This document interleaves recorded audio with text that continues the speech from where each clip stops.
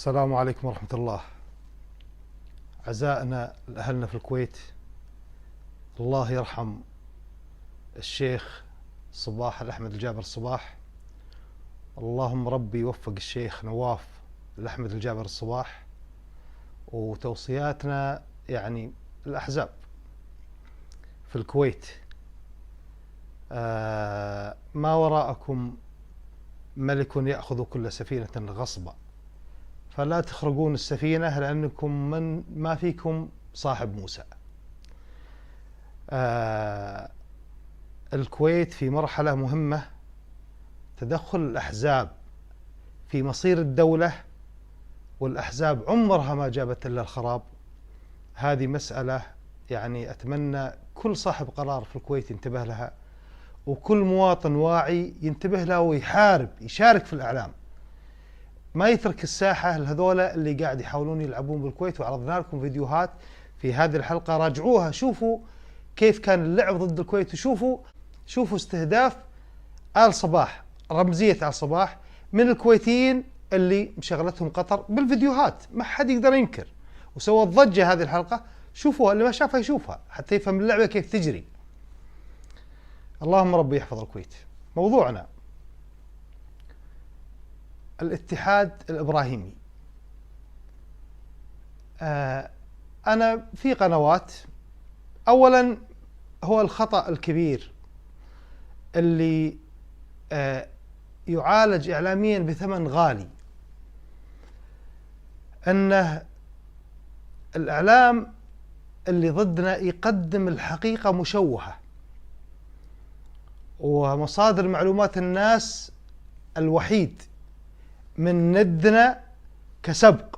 يعني أي موضوع حساس يطرحه الإعلام اللي ضدنا، ويملأ عقول الناس بمعلومات كاذبة، وبعدين نجي إحنا نعالج، نحاول نصحح للناس. هذا مسألة. مثلا موضوع الإبراهيمي، قنوات يوتيوب كثيرة تكلمت عنه وأخذوه مأخذ. أنا ما بقول، في بعض قنوات مثلا طرح السيد جبيل في لقاء، هذه صورة من اللقاء شافوا أغلبكم ومتابعينا كثر من عندنا. يعني ما بقول كذب، ولكن يعني مبالغة إلى حد أن غابت الحقيقة في الموضوع. طيب خلني أعطيكم، وكل شيء راح أقوله ترى متصل في بعضه، يعني لا أحد يظن أنه أنا والله بهاجم قطر أو بهاجم تركيا، لا، أنا مضطر أوردهم لأسباب راح تكتشفونها أثناء الحديث. وأي معلومة أطرحها أنا مضطر أوردها، لأن ما أبي حد يتصور أني أنا سبقوني، لا والله أنا سابقهم بخطوات، لكن في أشياء أتحاشاها. مثلا هم بالفترة اللاحقة إيش راح يشتغلون؟ أنا عارف راح يجيبون لك فيديوهات مثل هذه الآن راح ترافقني صامتة. أنا ما حاب أعرض حديثها لأنه راح أختصر أنا أقوله.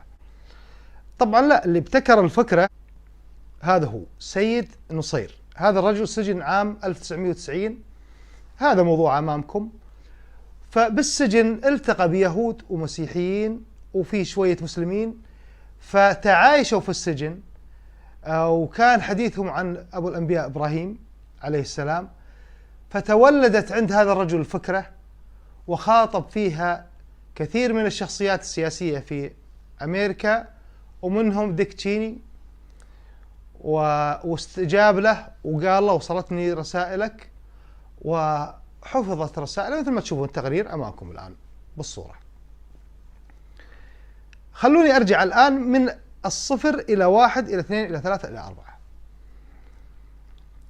لما انفردت قطر وتركيا في علاقة مع إسرائيل، انتبهوا، لعبت وضغطت وحركت أوراق سياسية ضدنا، ضد منطقتنا، من خلال نفوذها على اللوبيات في أمريكا. لذلك لما الإمارات فتحت خط علاقة سياسية مع إسرائيل، قامت القيامة ضد الإمارات. ليش؟ البساط السحري للانفراد بهذه العلاقة انسحب. المشروع الإبراهيمي، وانتبهوا ودققوا، راح تكتشفون أشياء كثير بالفترة القادمة، هرولت لتركيا وقطر مع بعض بكل قوة. عاض ثوبه خوينا بقطر وحاط ايده على عقاله ورافع الثوب عاضه ويركض، والتركي نفس الشيء تحت الطاولة. لما جت الإمارات دخلت في هذا المشروع، صار في قدرة قادر المشروع فوق الطاولة، وراح الدين وراحت الأمة وراح تبلعها إسرائيل، وطرحت أمور بحيث أن أي كاتب إسرائيلي أو يهودي مثل أي شخص لا يمثل أي شيء كتب حاجة جابوه وقال لك شوف هذا كاتب واحد إنه راح يبلعون المنطقة. فصار تصوير للأمر، واللي يصدم كثير ناس، أنا عارف الآن بعضهم متفاجئ أو مو مصدق أو مكذب، أن بالفترة اللاحقة راح يكتشفون أن تركيا وقطر قبل الإمارات، ولكن دخول الإمارات في هذه الفكرة راح يكون دورها تماما هو دورها في علاقتها مع إسرائيل، حماية المنطقة، تصويب بعض الأمور، دفع البلاء في بعض الاتجاهات. إسرائيل تبلع المنطقة. إسرائيل من جزء من عقيدتنا أنه إحنا راح نحارب اليهود في بلاد الشام، الحرب الأخيرة معهم. طيب كيف راح يوصلون لمناطقنا إذا كانت الحرب الأخيرة هناك؟ لهم 73 عام هناك ويروحون في مكانهم، صح أخذوا مناطق وتوسعوا، لكن راح يبقون يروحون هناك.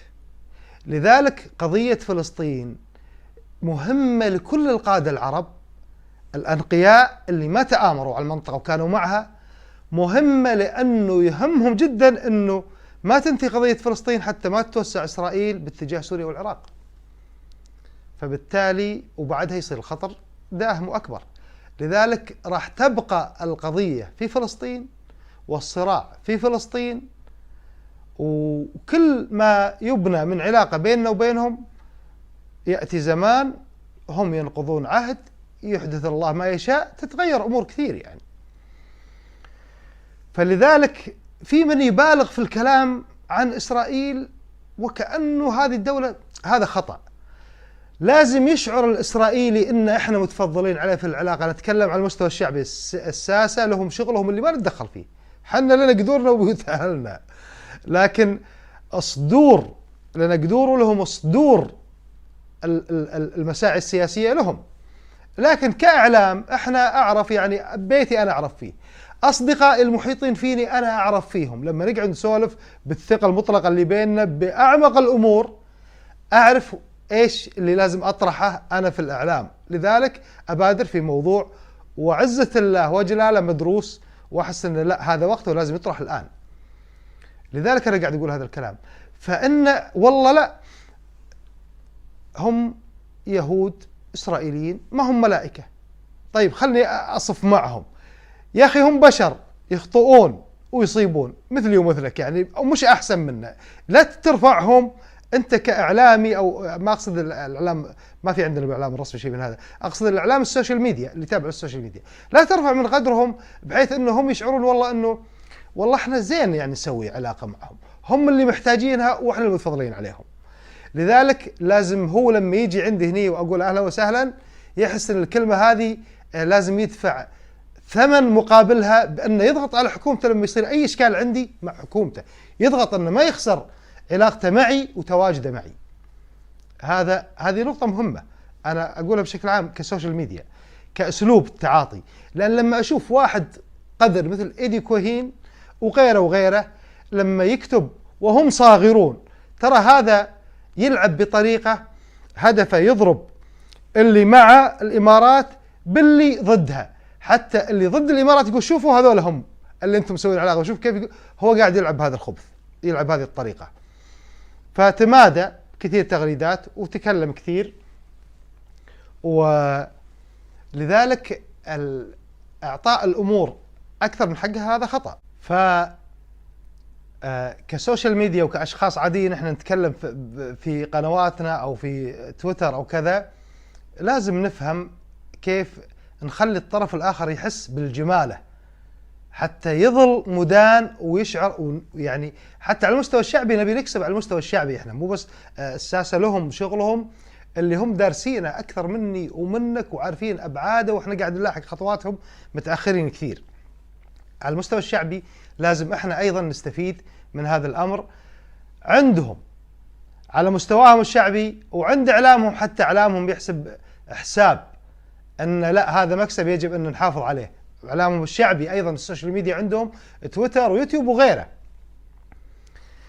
فلازم يحسون بقيمتنا وبأنه هم الكاسبين. ما أتمنى حد يصور الأمور بغير هذه الطريقة. الآن فيجي اللي يقول لك فراح تسقط المنطقة تاكلها. توسع إسرائيل بعد ما قلت لك أنه عقيدتنا تقول أنه أصلا راح تكون حرب هناك، هذا حسم الأمر. لكن أزيدك من الشعر بيت مثل ما يقولون. توسع إسرائيل مثل توسع البالون تماما، اللي كل ما اتسع كل ما قلت سماكته وصار يعني أضعف وقابل للانفجار وينتهي ما يعود موجود. فهذا يسهل استهداف مصالحها في كل مكان. فهي دوب تلملم نفسها هناك حتى تكون قادرة أن تحمي نفسها، فما راح تتوسع. تطمن، هذا موضوع مش صحيح. يقول لك والله دين جديد بغض النظر حتى لو هم كتبوا دين جديد، كم كاتب من عندهم دين جديد لو كتبوا، أنا ما طلعت والله، بس أنا من خلال السوشيال ميديا اللي يفترض أنه بعضها محايد أو على الأقل له مصداقية، ويجيب أحد يجري معه لقاء يقول لك هذا في دين جديد، الهدف رفع القدسية على الكتب الثلاث. هل اليهودي راح يتخلى عن يهوديته؟ لا، يعني ما في دين جديد، ما في. هل المسيحي راح يتخلى عن مسيحيته؟ أيضا لا. فأنت مسلم راح تتخلى عن دينك؟ الحين لو واحد حط على رقبتك سيف، في نقاش قلتها لشخص، قلت له واحد حط على رقبتك سيف قال لك تخلى عن دينك، شو تقول له؟ قال أقول له حزها، يعني قصها. إذن يعني القلق على العقيدة لا يأتي إلا من ضعف عقيدة الإنسان. القلق نفسه هو عنده ضعف في العقيدة، فتشوفه قلق، خذ تغييره فجأة، قرأ معلومات كذا، اندفع، قال تعال سوى لقاء في قناته وتكلم، لأنه هو ضعيف عقيدة. حط 20 ب20 مسلمين ومسيحيين ويهود، حطهم بسجن مع بعض، تعال لهم بعد 10 سنين، أبيك تحصي عدد المسلمين واليهود والمسيحيين. أتصور الجواب مباشرة حاضر في أذهانكم، راح يكون عدد المسلمين أكثر، ما توالدوا طبعا، هم نفسهم رجال بس ذكور يعني. أخت رئيس وزراء ما أدري أي دولة، توني بلير يمكن، اللي دخلت الإسلام جديد، وهذا نجم الروك اللي دخل الإسلام جديد، عد وتعب. فالإسلام يؤثر ولا يتأثر يعني. فرفع القدسية عن الكتب الثلاث، أنا ما في كتاب صحيح على وجه الأرض غير القرآن، هذا اللي مقدس، غيره ما في قدسية. ما ظل يعني إن الدين عند الله الإسلام، انتهى. وإبراهيم عليه السلام مسلم، انتهى. هذا اللي نعرفه. لكن أنت تجي تبي السياسي اللي كلمته أمام مجتمع دولي ودول عظمى وساسة وإعلام، تبي يتكلم منطق الشارع يجي يقول كذا كذا، مستحيل يا أخي. أردوغان قاعد نضحك عليه، لأن في الصورة اللي مثل هذه راح أعرض لكم، شوفوها، هذه الصورة اللي مصور بين أرجوزات، اللي أقرق الدنيا، كل شوي طالع بالحمام ويطلع لك من التليفون، وتفتح المي يطلع لك أردوغان يصرح، تفتح حنفية ينزل لك أردوغان يتكلم، بليبتون يشغل كيسه وطلع من كل مكان يتكلم. قياداتنا ما هي بهذا المستوى. ساسة يتعاملون مع ساسة عالميين، فالمنطق اللي يتكلمون فيه مدروس، وتفرض عليهم الحكمة أنه يتكلمون بطريقة معينة ما يستفز اللي أمامه. هو ما راح يقول دينك مو صحيح، ما راح يتكلم بهذا المنطق إطلاقا. فبالتالي أنا كتابي عنده مش صحيح، عند اليهودي كتابي القرآن مش صحيح، عند المسيحي كتابي مش صحيح، كتبهم عندي مش صحيحة. أنا أعرف الحق معي، لكن هو أيضا يشوف الحق معه. فهذا موضوع، هو ما راح يرضى ينزع القدسية عن كتابه، لا هذا ولا هذاك يرضى ينزع القدسية عن كتابه. فكيف المسلم ينزع القدسية عن كتابه؟ منين راح يجي دين جديد؟ قد يأتي مؤلف مثل المؤلفات اللي بالعشرات تتكلم عن الديانة الإسلامية والمسيحية واليهودية، تلقى كتاب واحد يتكلم عن الديانات الثلاث، يتكلم عن ميزة كل دين، يتكلم بعضهم يكون ملحد ما عنده دين أصلا، ينتقد الدين الإسلامي وينتقد المسيحية ينتقد اليهودية، لأن ما عنده دين هو أصلا، يهاجم يجيب في كتب مؤلفات. إذا يؤلف كتاب يناقش الجوانب الإيجابية بالديانة الثلاثة، أنا أتكلم كرعد، أنا إيش يضرني فيه؟ ما يهمني.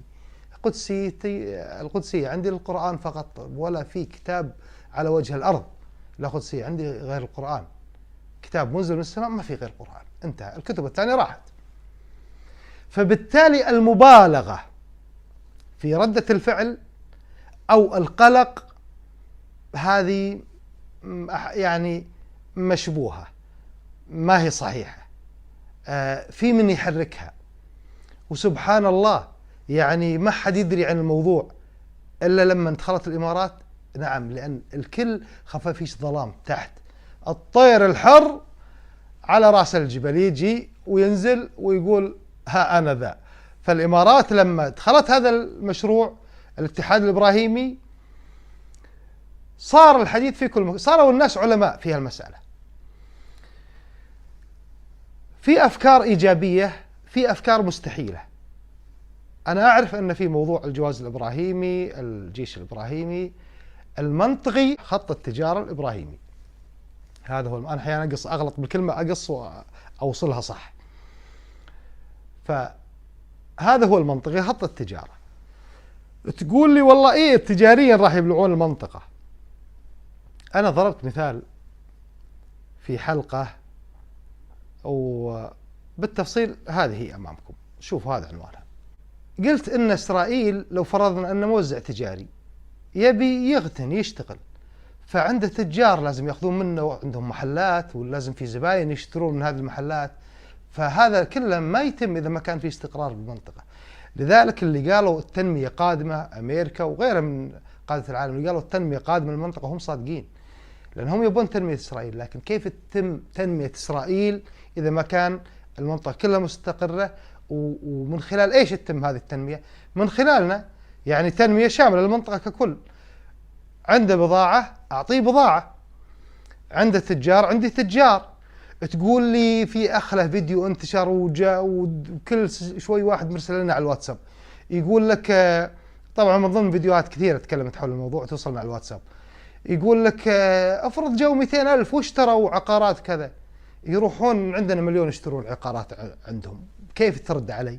طيب هل لما نشتري عقارات احنا ملكناهم؟ خلاص إذا أنتم شايفين هذه اللعبة عبقرية راح يملكون فيها، نروح نشتري عقارات. ايش راح تسوون؟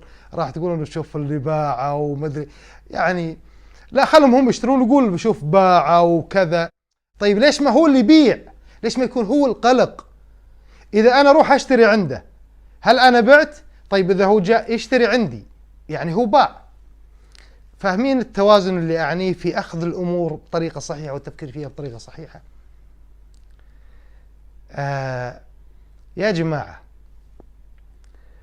والله العظيم أبى أقول لكم، خلوني أطول هالحلقة شوي عليكم، أعطيكم أمثلة أخيرة بس. الشعوب أبى أثبت لك أنه دائما هتافاتها وشعاراتها الحماسية خاطئة. نرجع الموضوع أنور السادات الله يرحمه، أول ما قال العرب تعالوا، الشعوب ضجت ضده بحيث أنه القيادات ترددت، الشعوب قامت كلها، القيادات ترددت، قال الدنيا كلها قايمة أنا كيف أروح؟ فترددوا. جولدا مائير اللي قلنا لكم أكثر من مرة قالت وقتها دعينا الإله، دعينا الله أنه يعني الفلسطينيين يرفضون، وفعلا الفلسطينيين رفضوا، ولا كان تجمدت إسرائيل في 10%، تجمدت لها على الأقل 40-50 عام. كان الحين أخذت 5% زيادة و85% لنا، وصرانا على 15%، وهم يحاولون بعدين يتوسعون إلى 20% أو كذا، يعني حتى ما نعطيهم نزاهة. فهذا حقيقة الموضوع. الجمهور سوى صفق للفلسطينيين، يعني صفق ضد أنور السادات خطأ، وصفق مع الفلسطينيين خطأ. ولما معمر القذافي أسقط الملكية هو الضباط، في ناس صفقوا خطأ، ولما سقط حسني مبارك صفقوا للإخوان خطأ، والله جاب اللي أنقذ مصر الزعيم عبد الفتاح السيسي، وقلت لكم في حلقة لها كاملة تشوفون جوانب ما شفتوها قبل عنه، إن شاء الله بس محتاج إعداد وتعب وأحضرها.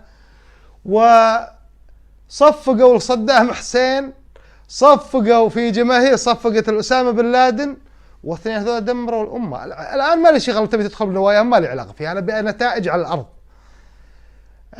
للعلم أسامة بن لادن دخل في صراع واستقال مفتي القاعدة أبو حفص الموريتاني، استقال وهو قال، وأنا راح أجيب لكم حلقة في هذا الموضوع، خلوها الحلقة، بسبب موضوع التجارة، تفجير أبراج التجارة، واختلف مع الملا عمر، وقال هو يقول رحمه الله أسامة بن لادن، الشيخ أسامة لم يكن يسمع لأحد، إذا أراد شيء يفعله. هذه دكتاتورية ولا ما أدري إيش. على كل حال، فكل التصفيق خاطئ، والمواقف اللي ضد قرارات تاخذونها القيادات، اللي اليوم ما هو فاهم، بعدين يكتشف انه اللي صفق وقال نعم هذا قرار صحيح هو الصح، واللي وقف ضده هو الغلط. لانها مرحلة حساسة يا جماعة، يا جماعة. الله ربي لا يحطنا في المسؤولية اللي هم فيها، عسى ربي يحفظهم ويرعاهم.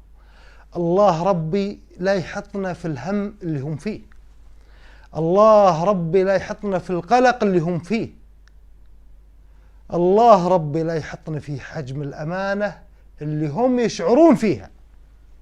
يا جماعة والله الأمور ما هي سهلة، لكن بفضل الله أنت اليوم تنام وتاكل وتشرب ومرتاح وآمن، لكن هذا له ثمن عظيم في ملعب السياسة. ترى ما جاء ببساطة لك أنت مستغرب، في من يشقى هم اللي قاعد يشقون.